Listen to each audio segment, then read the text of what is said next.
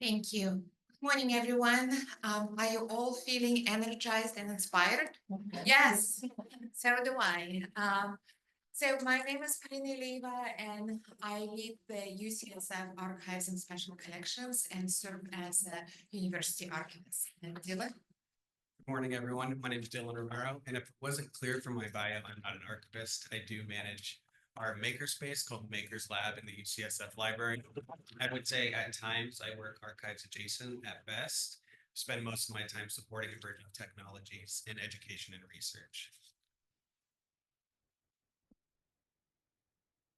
So Paulina and I join you from the University of California, San Francisco.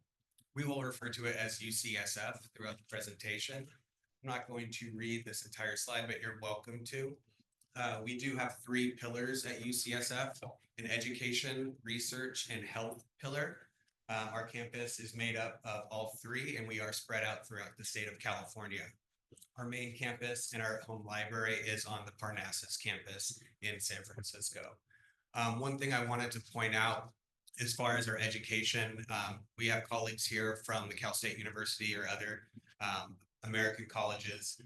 Our student population consists of all graduate health science students. So we do not have an undergraduate community. We support graduate students, future doctors, nurses, pharmacists, and dentists. Our library supports all three of those pillars: the education, research, and health sides. So the Artist in Residence program serves as an intersection of arts and sciences and brings humanities dimension to our health sciences campus. It also enables the library to open its special collections that are often perceived as exclusive and inaccessible.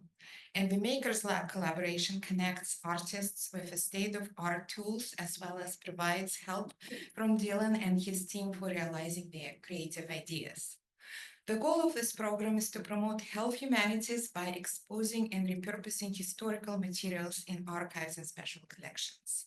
And artists are expected to create works that explore connection between art and healing, examine the process of scientific discovery, address contemporary issues related to healthcare and social justice that are inspired by our holdings, including rare books, personal papers, artifacts, university publications, art collections, as well as industry documents library. And we all have aspirations and dreams. So I have been dreaming about creating this program for more than 5 years. And the two programs that inspired this initiative are the Osler Library of the History of Medicine Artist in Residence program at McGill University in Canada, and our own UCSF Memory and Aging Center Artist in Residence program that encourages creative exchanges between artists and researchers. And this program wouldn't have been possible without continued support from our colleagues at art program, medical humanities, and faculty, students, and staff who are artists, poets, and writers. A vital first step for the development of any program, and this one in particular, is getting a buy-in from the library leadership and securing funding through regular budget, endowments, and their combination. Our program is partially supported by a bequest from the East Asian librarian Atsumi Minami, and it takes a village to run this program. Every year, we reach out to our university colleagues to recruit a review committee that consists of at least a couple of students, a staff member, a faculty, both of us, and a library facilities manager. So this might be the least exciting slide in the presentation, but I thought it would be helpful as the people who direct this program to share the time commitment in supporting a program like the Artist in Residence program. It is a one-year residency for each artist that begins in July and runs through June of the following year. There's a lot of planning, though, that's involved in that process. So Paulina and I will begin meeting again soon to begin the recruitment at the end of the year for next year's artist. So we really think about this as an 18-month cycle for each artist, and they do overlap. So we are currently supporting the 2024 through 2025 artists, but we'll begin recruiting next year's artists in the next couple of months. So hopefully that's helpful. If you have questions about the recruitment process, we can address those after the presentation, or you can reach out to us. And I'm very excited to introduce you all to our inaugural artist who joined the residency program in 2020, Farah Hamad. Farah joined us as a finalist and presented in March 2020. She had a great vision for using the UCSF AIDS History Collection in creating a very in-person installation through that collection in our library. If you go back to March 2020, things drastically changed for the world and for Farah's residency. Farah was actually at the time finishing an advanced degree in biomedical illustration in Canada and was not able to return to San Francisco for an extended period of time. She did just an absolutely fantastic job pivoting and actually addressing the San Francisco COVID collection and pivoting her residency to focus on the pandemic and the city of San Francisco's response to the COVID pandemic. As I've mentioned, Farah is a biomedical illustrator, an amazing artist and human. She used the San Francisco COVID collection and also incorporated UCSF faculty or clinician interviews in her final piece. One thing I want to just clarify is the expectations for the artists. They're expected through their 1-year residency to deliver one piece of art based off of their medium that becomes part of the permanent collections at UCSF.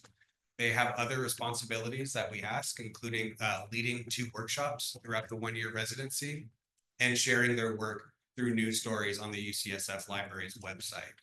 So the main portion of that is delivering one piece that will become part of the permanent collection. Each one of our artists that we'll showcase today, there's a QR code. So if you're interested in learning more, obviously you can visit the UCSF Library's website, but you can also scan each one of these QR codes and it will take you to the individual artist project page where you can learn more about their residency.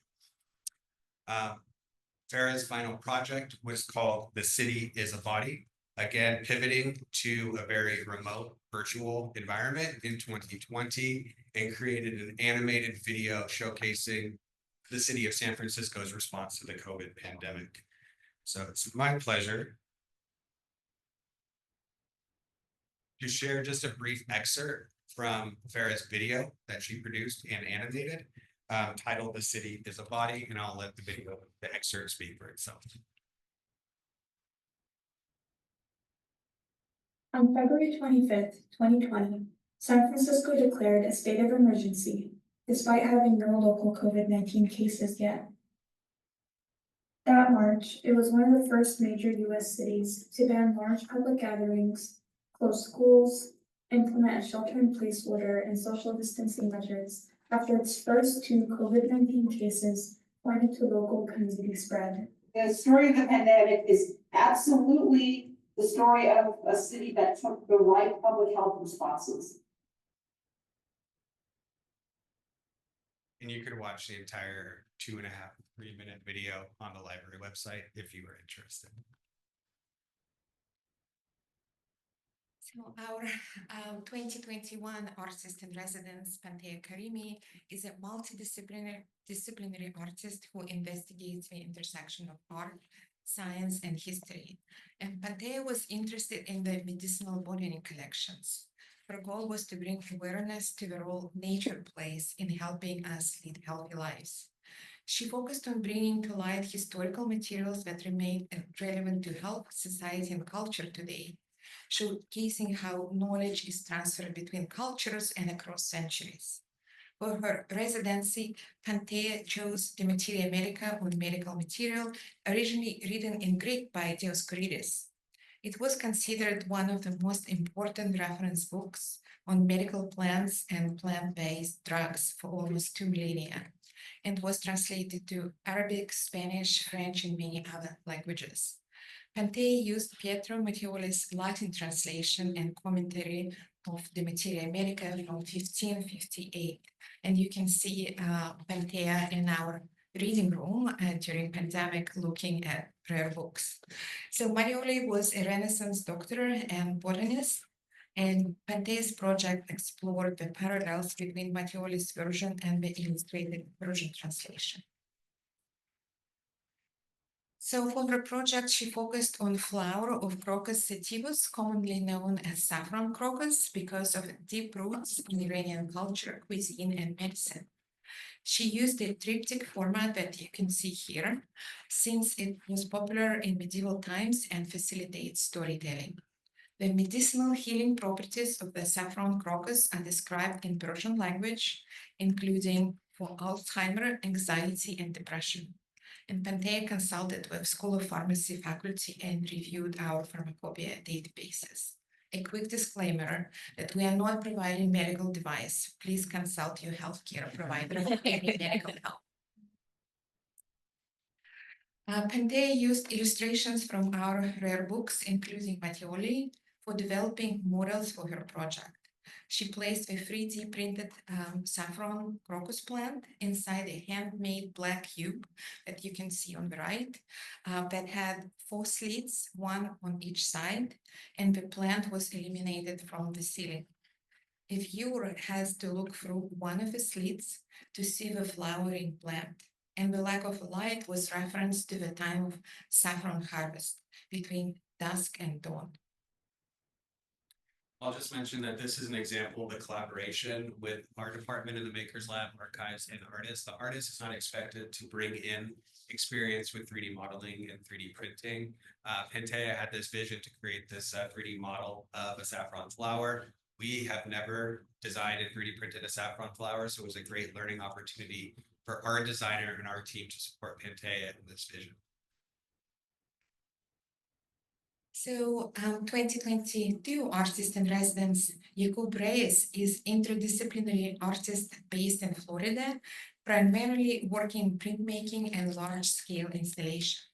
His work utilizes experimental techniques to understand his cultural heritage and to build an imagined future based on belonging and resistance. Iqbal's work is based on 2 UCSF collections, Industry Documents Library Sugar Industry Documents and the Japanese Woodblock Print Collection. His Sugar Works project, produced during residency, featured woodcuts and woodblock prints that examined the influence of the sugar and tobacco industries on Puerto Rico through colonialism. This project explores how these industries shaped the people, land, and economy and continue to impact Puerto Rico native population today. Through this work, the artist emphasized the importance of allyship and accountability. And Iqbal also used ukiyo-style woodblock prints to illustrate the idea that our bodies are complex worlds, connecting themes of health, trauma, and disease through visual representation.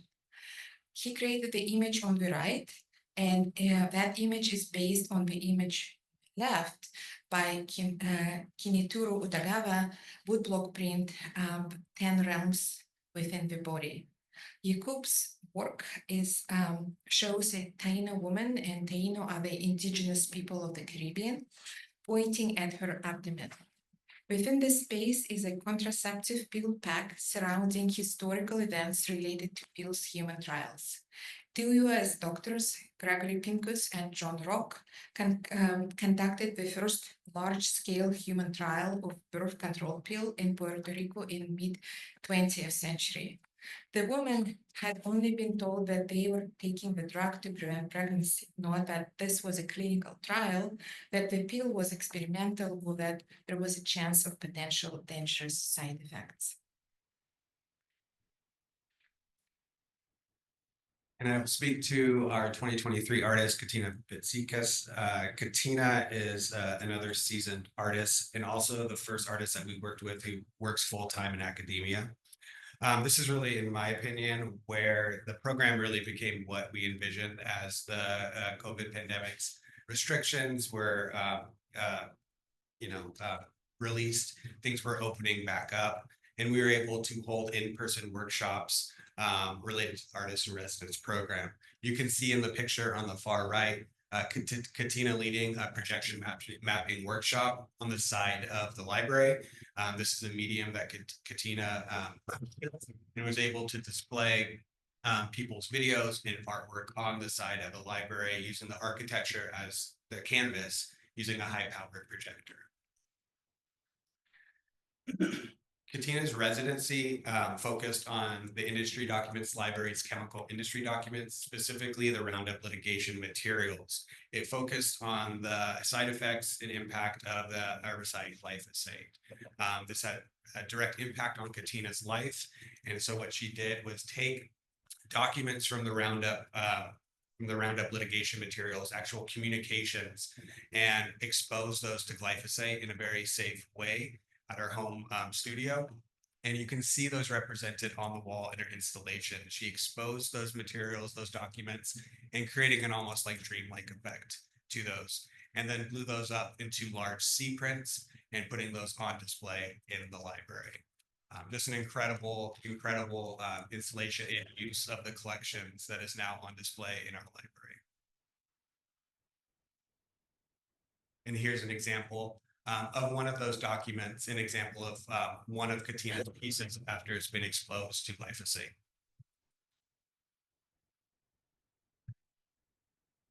And this is our current artist, Ruth Kokkinen. She is our current artist, the textile artist, and is also a UCSF alumni. So she's very close to the community, and we're just incredibly excited to support Ruth in her residency. We don't have a lot of information to share because she just began it and will begin offering her first workshop and is diving into the research at this time. So we will share a QR code where you can learn more about Ruth's residency moving forward.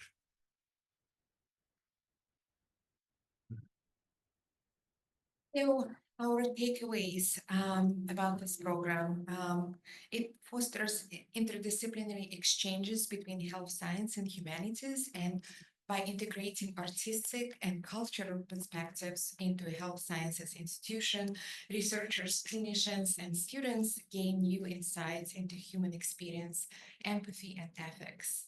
By examining historical trends, breakthroughs, and practices from artistic or cultural viewpoints, our program provides fresh insights in how societal, cultural, and ethical considerations have influenced the evolution of healthcare and medicine. And these partnerships inspire innovation in research, public health outreach, community engagement, and creative projects that combine scientific rigor with artistic expression.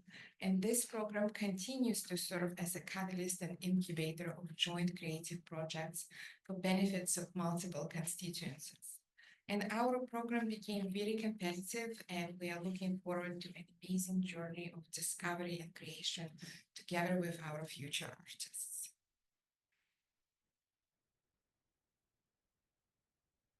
Just also add, as someone who's worked at a health science institution, we don't have the opportunity to work with artists or more creative programs often. So it has been incredibly refreshing to welcome these amazing artists to the library to access the collection and to use the technology available through our makerspace. It's been very just an incredible opportunity, and the relationships that do not end at the end of the residency. Polina and I are both in monthly communication with each one of these artists. It's an opportunity for us to learn from them, for us to take new approaches to the way we work, and also hopefully a great opportunity to expose those creative type people to the UCSF collection. And the Artist in Residence program, coupled with exhibits and lectures, helped us expand and solidify the first space that Venkat was also talking about yesterday. So this is the first space for community building, in particular now that so many institutions, including our own, have moved to a hybrid workplace. And to quote Tim Criswell, "We do not want archives and libraries to be fortresses turned on themselves in exclusionary ways, but to be part of communities welcoming connections to others who exhibit our neighborhoods and share our space," end quote.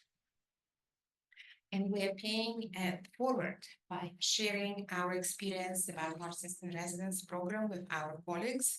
These are just 3 institutions in the United States, UC, Santa Cruz, Stanford, Goucher College, that reached out to us and inquired about our experience developing our assistant residence program. This is our last slide. We'd like to thank you all for following along in our presentation. Please do not hesitate to reach out to Polina and I if you have any questions or would like to collaborate. Our contact information is in the directory. And this is the QR code if you're interested. This will take you to the main artist in residence page on the library's website, where you can learn all about the program and all of the artists that we spoke about today. Thank you, everyone. So, hello all, I'm Susanna Kokkinen and I'm housing defendant from Aalto University. And I'm head of records management and archives over there. My team is 10 people. We do both records management and archives, as mentioned, which enables us to sort of follow the true life cycle of Aalto University records to the archives, which is nice. So, going into Aalto Universities, we are a fairly new university. Aalto University was founded in 2010. We have 3 predecessing universities: University of Art and Design, University of Technology, and a School of Economics, which also had a university status. All these 3 were established during the period when Finland was still autonomous, Grand Duchy of Finland, Russian Empire. So basically we gained our independence in 1917. And during this time we were still part of Russian Empire. Autonomous in the sense that we had our own currency, passports, post offices, language. All this that makes Finland. So in the sense, we have very little or none Russian records and archives. Probably more in the state archives, but that's a university, we have basically none. Before Russian Empire, Finland was part of Sweden.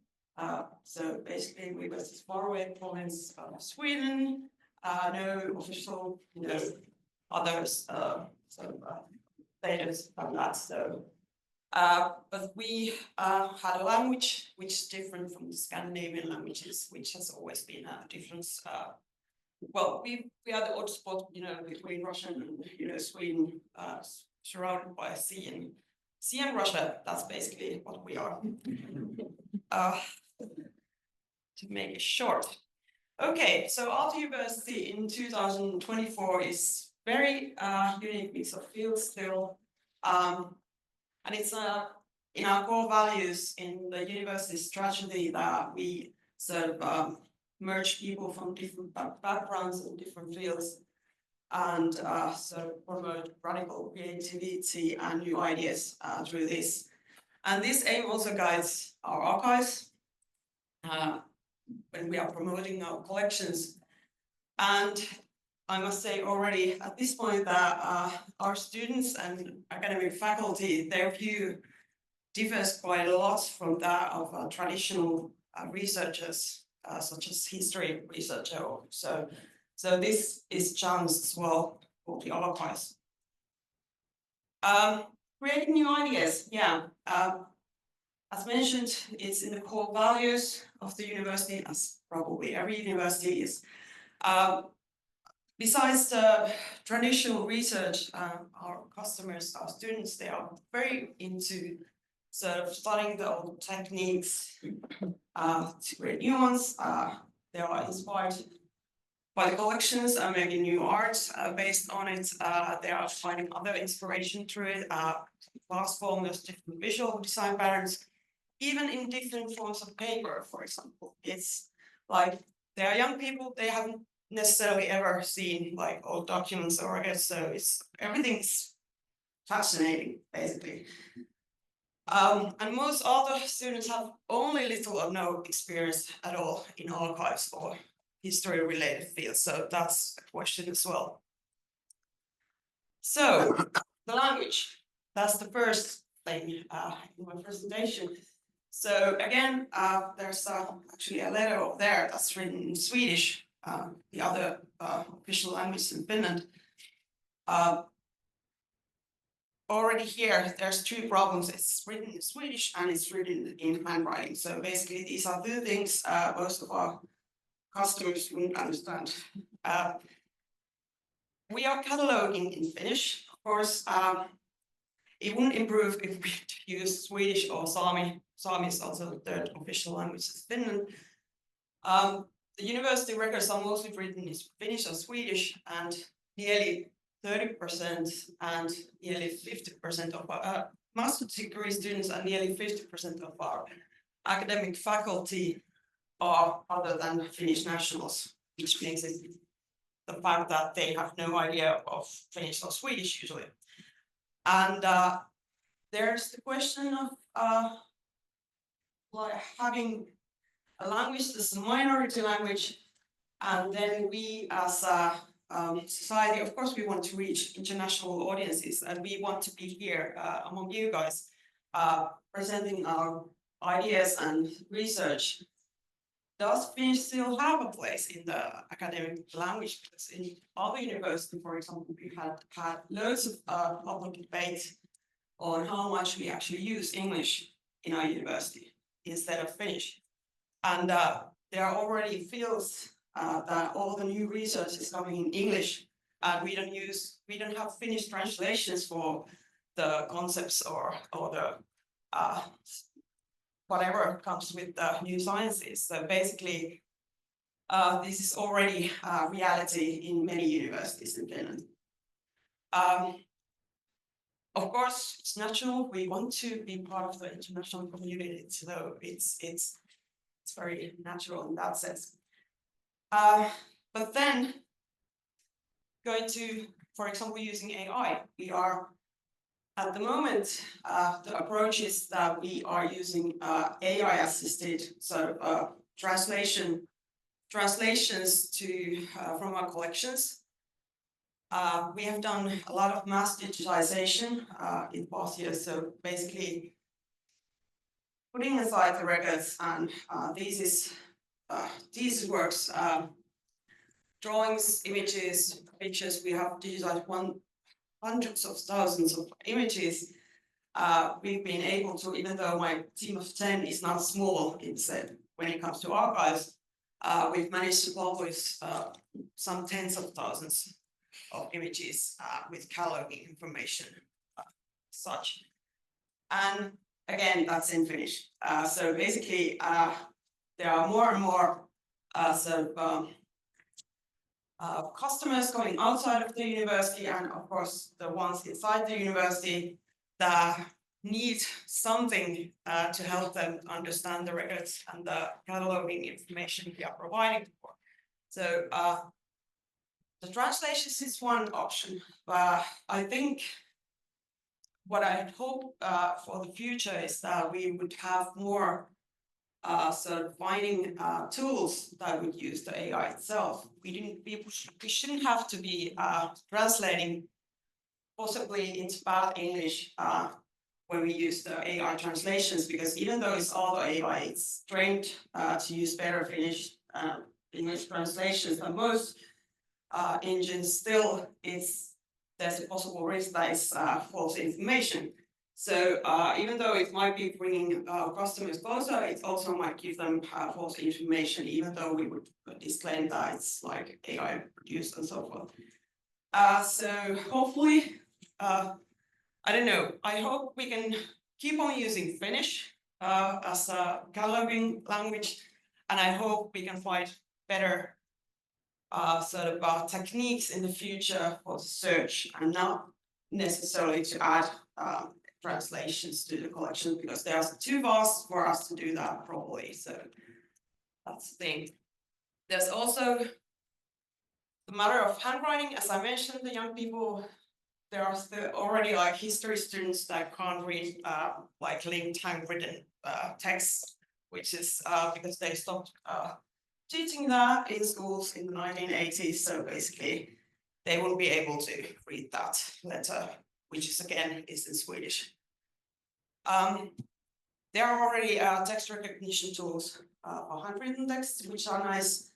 I would hope that also image recognition sort of tools became more usable and wouldn't take as much time, because at this point it's like if you use them and to go through the masses we have, it would take ages to find certain points. If I, for example, put my president of those picture over there, image over there, and find resemblances, it would take hours in some cases. So hopefully more more things in the future. Then there's the representation in the records. Again, our quite vast majority of our customers are very young. Not from Finland. They don't have the historical context. For example, why we have these languages we have in the records. Why there are only white male people with beards in the collections again. On the other hand, there's the Central School for Industrial Arts, which had nearly 1/3 of female students already from the beginning. So we are basically trying to lift up all these groups that are not necessarily that visible in the collections. So we are doing articles and trying to, we are actually having training programs where we sort of hope that our trainees go into our collections and write articles on what they see and find from their point of view. So basically, there are things that can be done, but still it doesn't change the history. It is what it is. But of course, we have to be able to sort of lift up those who are not so visible in these collections. Such. Then there's the archives concept, and that's me in the archives. We have students, again, the visits are, well, we have like student visits, we have courses that are, some courses are based on archives materials. They visit the archives and they make different kinds of courseworks based on what they find in the archives. And then we also have exhibitions. We sort of invite our students, our academic faculty, alumni, people who relate to Aalto University somehow. We invite them to pick an object from our collections. It can be from the records collection or from the museum collections or drawings or whatever, and they sort of make that into a exhibitions piece. It can be sometimes a sort of a traditional historical piece, like this is the professor and his history or her history, or it can be artwork. It can be AI generated whatever tool to look into old illustrations and make them alive, for example. That's one work we've had during last years. Many different approaches to our collections. And all these, the student visits, the courses, all that, they have all these questions because there are so many people, again, who don't have this traditional approach to archives. So we have to sort of open that all up for them and sort of also gain knowledge from them, because it's like I have a historic background myself, so I'm trained to be an archivist to provide historical collections and the context information, all that for the researchers. But what if our customers don't need that information if they want to find something else, and it's something that we can't provide?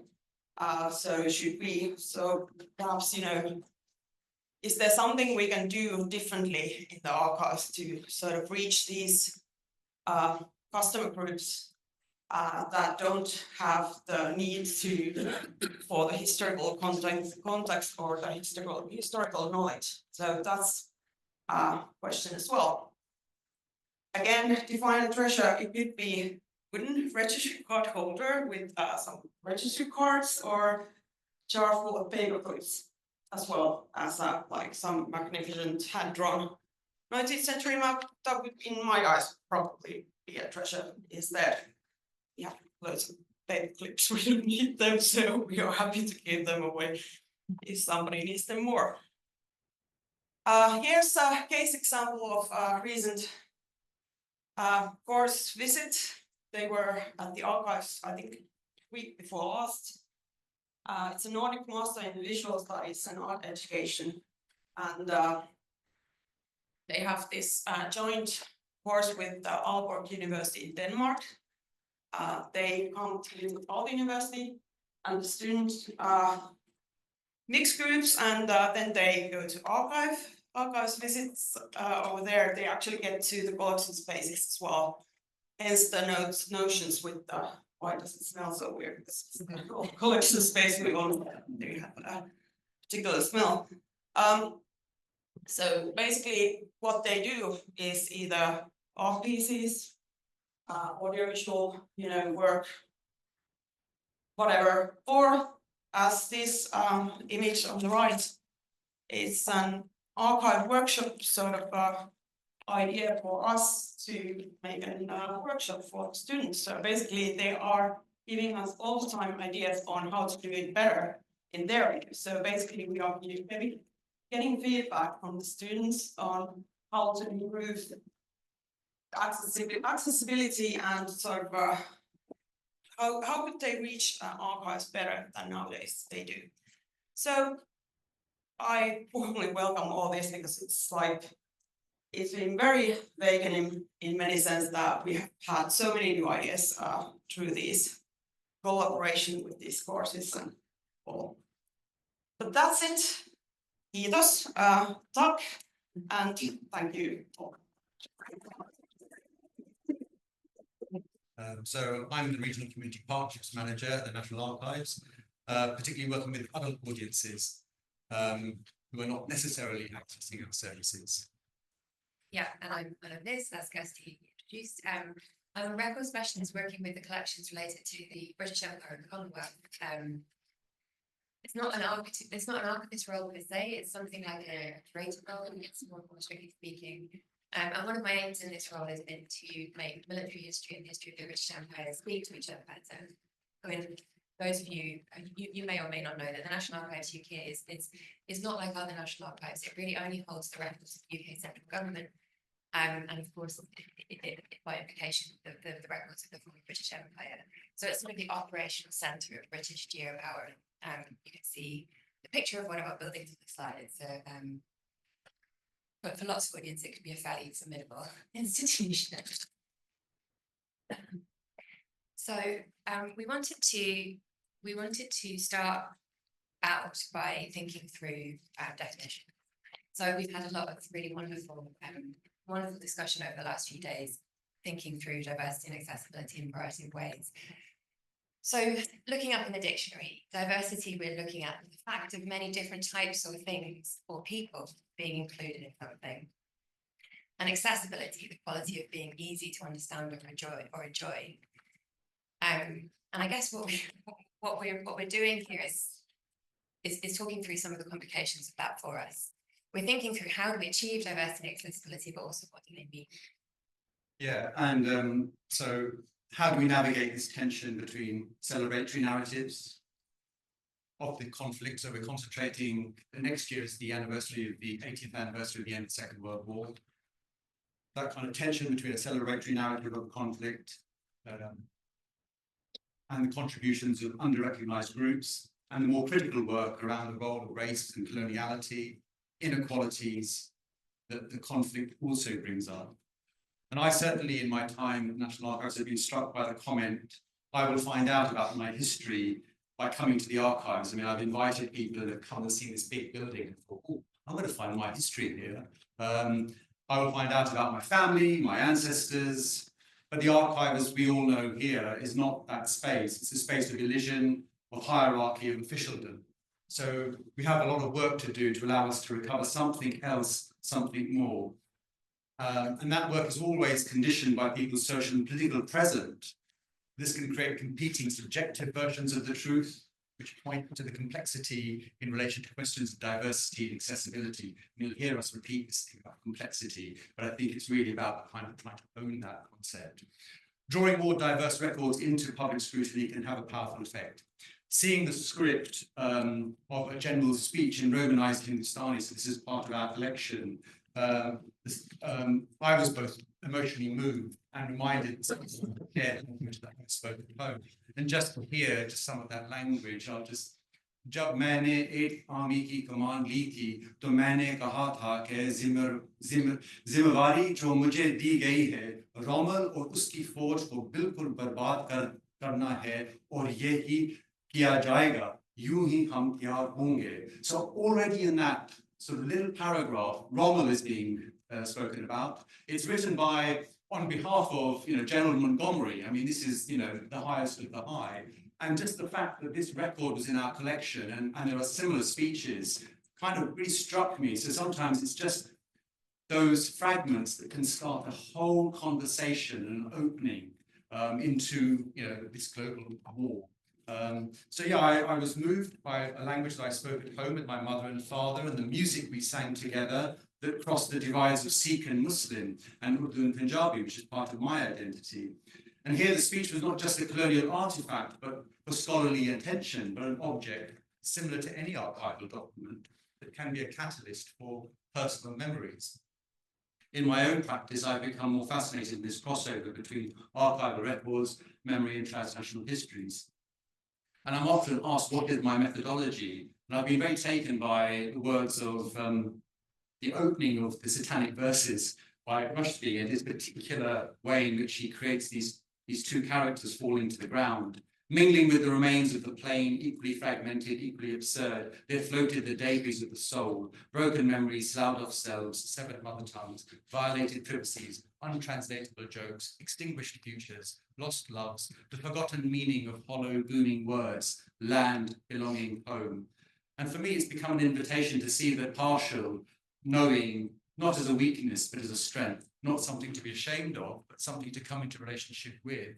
And not knowing the full story is not necessarily a problem. And here opens a space for the creative too. And these ideas lend themselves well to exploring the theme of diaspora and legacy, which also informs our project. So the Second World War, as most of you'll probably be aware, is often understood in the UK primarily as a British experience. So firstly on the home front, then as a European conflict against Nazism with Pearl Harbor and Hiroshima and the participation of the US as kind of sort of fringe global aspects. There's very little understanding in the UK of the scale and the scope of the conflict and its global impact, particularly in the way that people were embroiled through the war, into the war, through the reach of the British Empire. And around the British Empire, as in the UK, there was a massive and rapid expansion of the importance of the military within society and the sudden increase in the regulation of civil economy. So the Second World War transformed societies around the world. In this project, we focused on South Asia and East Africa. There were between 2 and 3 million recruits in South Asia by different counts. So that's more than the number of people who served in the UK in the Second World War. So that there were more people, more Indian soldiers than British soldiers, or around an equivalent number. There were fewer numbers in East Africa. It's estimated 250,000 soldiers, but in Kenya it's estimated that 1 in 10 of the adult male population was serving. Those servicemen and women were fighting in East and North Africa, in Southeast Asia and beyond. So their experiences were transformational, and so was the effect of the war on their families and communities. So given that scale and scope of human experience, starting from just 2 regions, how do you start to address difficult questions around nation identity and belonging against this backdrop of commemorations and significant moments from the Second World War? So the path we took was to draw on a selection of records like this one, that on the surface take a rather oblique angle from the War Office, the centre of the British military operations, and from the Colonial Office, and particularly focusing on collections that speak to the multitude of languages through which colonial troops participated in the war, focusing in particular on handbooks, training manuals, and orders which were produced in Hindustani and Swahili.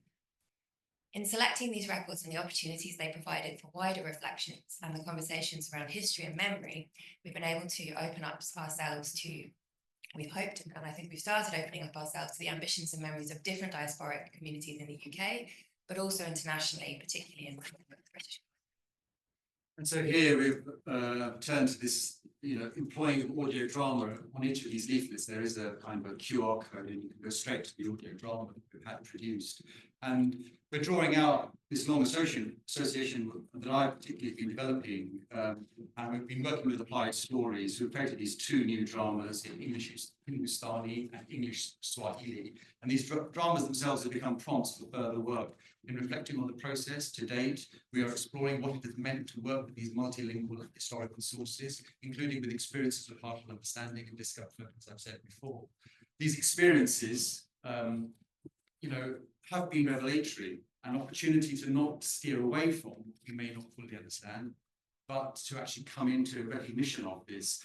And I think key to this whole project has been this approach of using a sort of iterative way of looking at this question of how do you do diversity, and a reflective process and an action learning approach. And so I think there's that sort of messiness that we're again trying to taking ownership of. So we're going to give you a very quick run through of some of that process that we've been, that the kind of journey we've been on over the last year, and some of the prompts, questions, and discoveries that we've met along the way.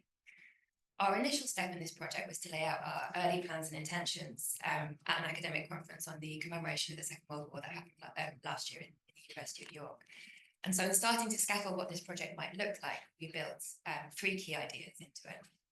So the first key idea is the emotional turn, something I particularly become very interested in. And just to give a plug, on the 23rd of January 2025, we're launching a new book, Archives in Emotions, that Bloomsbury academics are helping to publish. And I've been working with Professor Kevin Liu, who's a psychologist, to look at some of the work that we've been doing and how we can also draw in that kind of academic understanding of trauma, emotion. The second point to fill in to what we've been, or key idea, is that the Second World War was a pivotal change moment for much of the world, and certainly in my family's case, South Asia, with the decolonization and partition of the subcontinent. And so the third area is also really about looking at the hegemonic quality of these colonial language politics. So the script that I wrote out, spoke out to you earlier is in Hindustani or Urdu.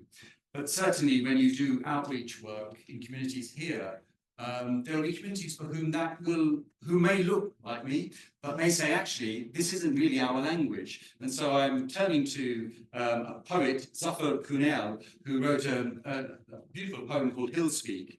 And he talks of his father's language as a mountain speech, considered a low language. And he quotes here, this is his quote, "This mountain speech is a low language, ours, no good. You should learn to speak Urdu." So that kind of baggage that will potentially come as you not only work with different communities, but within communities, lots of tensions that you need to be aware of. So those are some of the things that we've been leaning into.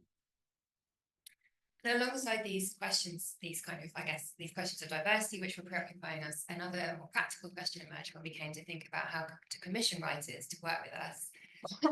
How do you divide the brief writers when it's not just histories that you're uncovering, but also the legacies and emotions that those history evoke? So what we ended up kind of writing as a brief was something that was more of an audio experience than an audio drama. And the invitation to the writers was to come into the room, into the archive, where we had a sort of disparate collection of records without an overarching narrative or story, and inviting, and we conveyed some of our own feelings and reflections on that material. And their preparation was to kind of spend time exploring word and sound. And in order to, we've talked about this kind of iterative approach, the approach that we took to deal with this uncertainty, both for ourselves and our creative partners about how to manage this material, was to open the doors on the process at a number of occasions in a variety of workshops and consultations over the last year. Some of them have been online and some in person with academics, with community members, both in the UK and overseas, and with those who are used to working kind of critically in sound, artists and academics. And alongside many more questions and reflections that these processes opened up, some key ones were reiterated and reinforced around positionality, but also the role of the archives in wider historical discussion. So in thinking about this kind of fracturing of history and the breadth of experience that we're dealing with, one question was, how can we work in dialogue with family histories and personal memories? How can we use this fragmentary quality of what is in the archive to open up possibilities to work on the silences and illusions? As a government archive, we don't collect anything except governmental records. And if we can't include diverse voices in our collection, what does it mean to invite voices around our collection who don't actually have any kind of agency in deconstructing it? So to what extent can we destabilize the biases and colonial logics, the inhumanity of the written record, and use that to shift public narratives if the actual archival collection remains sort of untouched at the centre? So we've also taken a first step in highlighting working with records that speak to language diversity, but also language hegemony.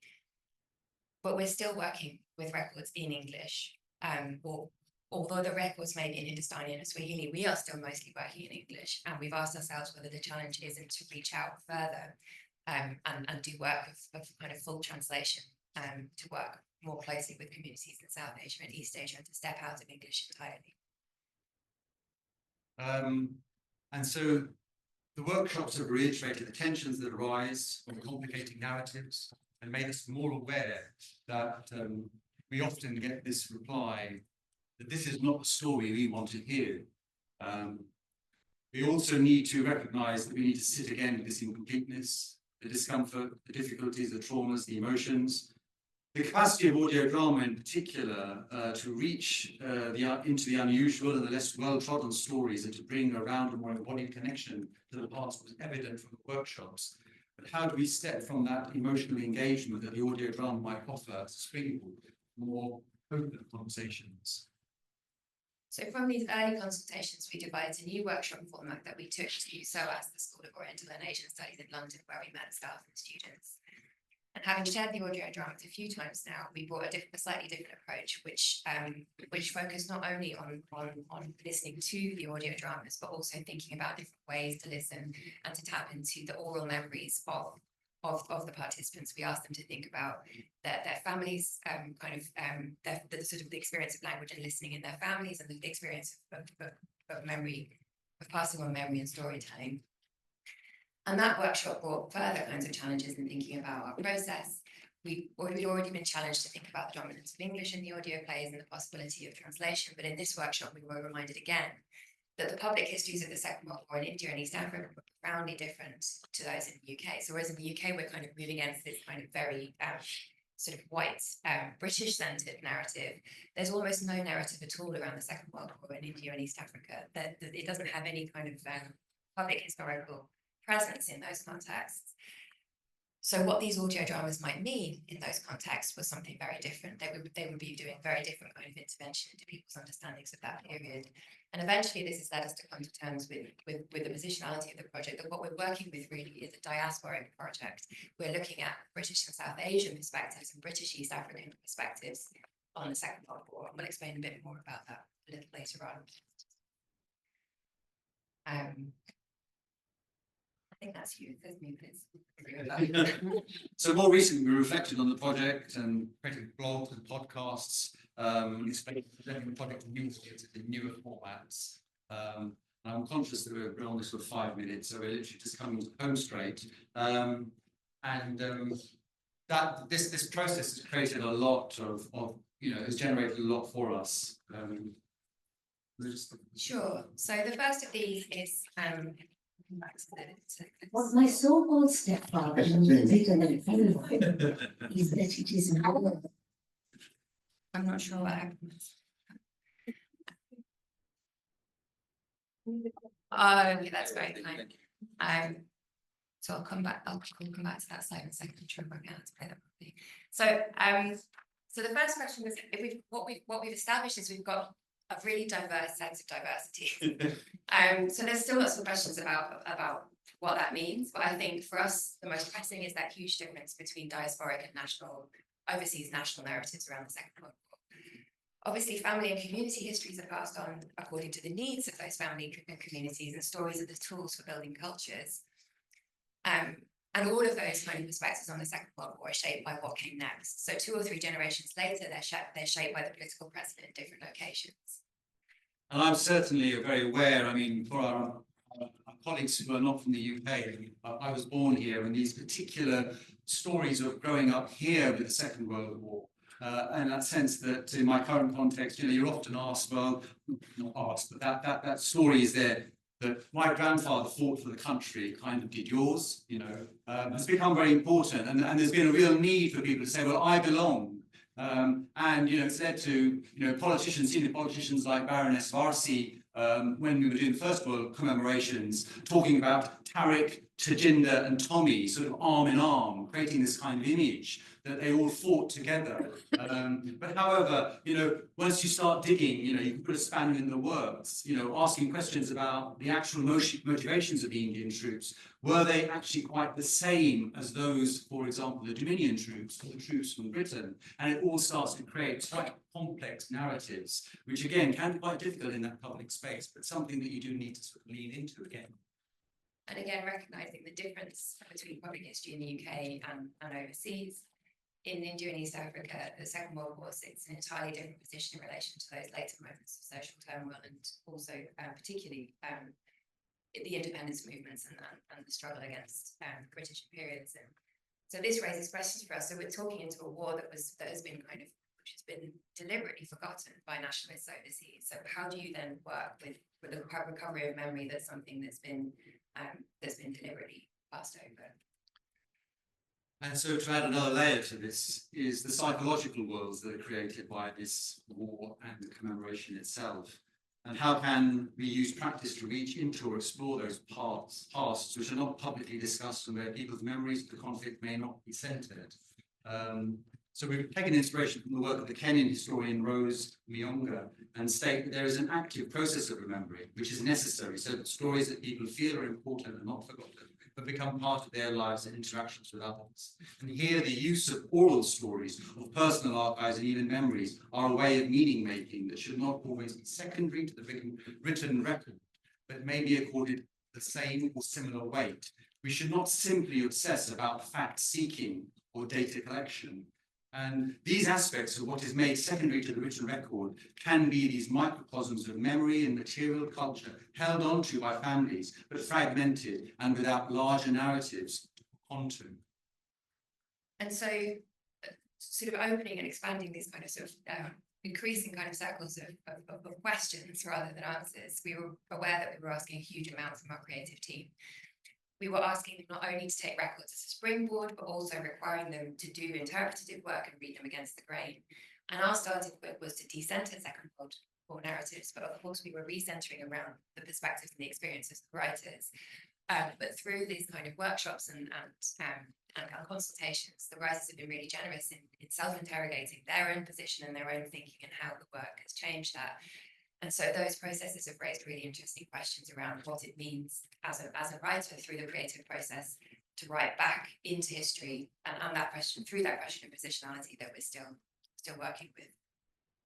And those complexities around interpretation and positionality are further complicated, or more waves of complication, by the ways in which European colonialism deliberately focused on the fracture of identities of colonial subjects as a route or a method to domination, perhaps most famously explored by Frans Fanon.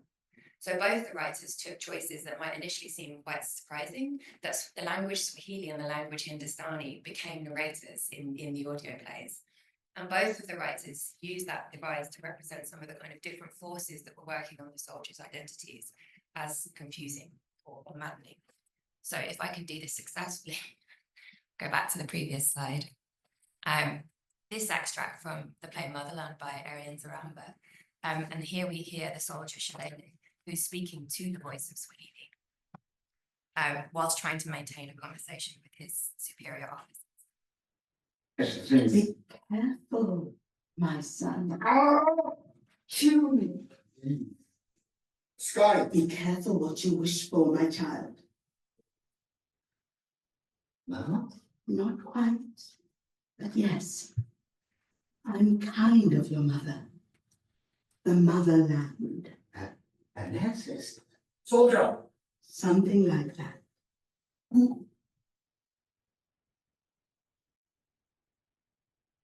And in this second extract, Until My Last Breath by Shamila Chauhan, we hear the voice of Hindustani describing the effect of military speech delivered by General Tukar, preparing a speech in Hindustani as an attempt to disrupt and realign soldiers' loyalties. What my so-called stepfather knows better than anyone is that it is more than words. It is the way the tongue curves that connects to our hearts, to the words of our childhood, to the soul of who we are. It's Hokabar. Gun commander और ammunition वाला left turn. और ammunition वाला अपनी position लेते हुए missile होगा set. And I think our final point, thank you for being so generous, is just this idea of the tension between sort of public history and scholarship. And the domain of public history is different, a unique site of contestation with scholars and communities often, quote unquote, at war about, quote unquote, the truth. At the same time, we need to be aware that the public is also a spectrum of opinions, from rage to kindness to forgiveness. We are working with recognition of a visceral need for community belonging versus trying to tell complex and nuanced stories that may sit uncomfortably with what people believe. Our work is very much about rolling up our sleeves and getting messy. Public history is a kind of front line. We have to hear those views. That is what it means to do, in some ways, diversity. And I think that working as Iqbal describes it on the front line with the archival material, we have to recognise difference in ways that scholarship doesn't need to. We have to find more space to accommodate diverse narratives and difference of opinion and develop them. And at the same time, in the public history frame, there's still a lot more to do in comparison with academic history to make the case for more complicated and nuanced narratives. So, for example, that question of motivations or duty, patriotism or economic need or status, and how that affected people's attitudes towards the war. So today, when the picture is drawn of black, brown and white fighting bravely together, as if to avoid mention of difference, that's a very deliberate kind of tactic. It fits well with current day agendas, but it doesn't necessarily fit academic inquiry. But conversely, we need to address ways to make the case for those more complex stories to those who might initially reject them because they want to meet those pressing political needs, such as the sense of belonging as a member of UK society. So to close, go very back briefly to those questions of what diversity and accessibility might mean.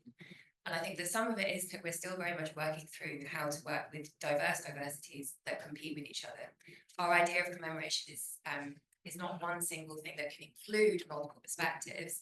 If we're thinking even about the frame of recentering rather than including, we're still struggling to find processes that find space for those competing and conflicting points of view. And finally, this is the last point, interpretation may always be potentially excluding or alienating. How do we acknowledge or come to terms with that? A starting point is maybe to give up a sense that there is an authentic, definitive history of the global war, or even several authentic, definitive versions that we can tell, but instead lean into the imaginative, the metaphorical, and the poetic.